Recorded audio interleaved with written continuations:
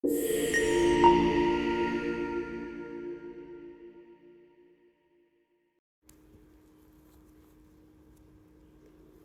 orës 2:22 në rrugën dytësore në Manz, shtetasi KV 25 vjeç, duke drejtuar automjetin, ka humbur kontrollin mbi drejtimin e tij dhe përpasoj automjeti është përplasur me një bërdur betoni.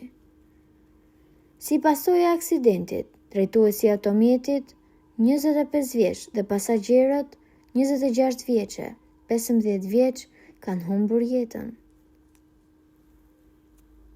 Janë zbardhur identitetet e 5 të rinjve që u përfshin në aksidentin tragjik të ndodhur pak pas mesnate në Manz të Durrësit, ku 3 prej tyre humbën jetën dhe 2 të tjerë mbetën të plagosur.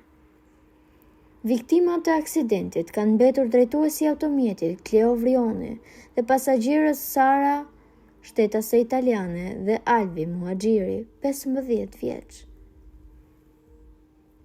Mes dhimbjes së madhe, detaji që e bën edhe më tragjike këtë ngjarje është se Cleo Vrioni dhe Sara ishin martuar vetëm pak ditë më parë. Çifti ndodhi së bashku në automjetin tip BMW, kur dyshohet se Vrioni humbi kontrollin e mjetit dhe si rridhoi, automjeti doli nga rruga dhe u përplas me forcë me një strukturë betoni. Përplasja ishte fatale për çiftin e sapo martuar, ndërsa jetën humbi edhe 15 vjeçari Alvi Muhaxhiri. Ndërkohë të plagosur ka mbetur Rejsi Vrioni, 26 vjeç, dhe Kleviz Dervishi, 16 vjeç. Të dy janë transportuar drejt Tiranës, ku po marrin ndihmë më të specializuar mjekësore. Nga informacionet e siguruara deri më tani të konfirmuara dhe nga policia e shtetit, mësohet se gjendja e 16 vjeçarit është e rëndë, ndërkohë që bluzat e bardha po bëjnë të pamundurën për të.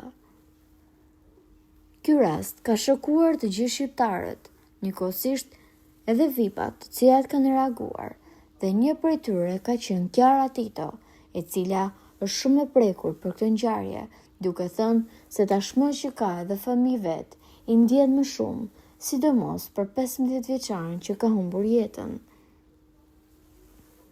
Ajo ka shprehur që të gjithë duhet të ngrenë peticion për të bërë më shumë kujdes në makinë, sepse të gjitha këto ngjarje që po ndodhin po të rëndisin të gjithë.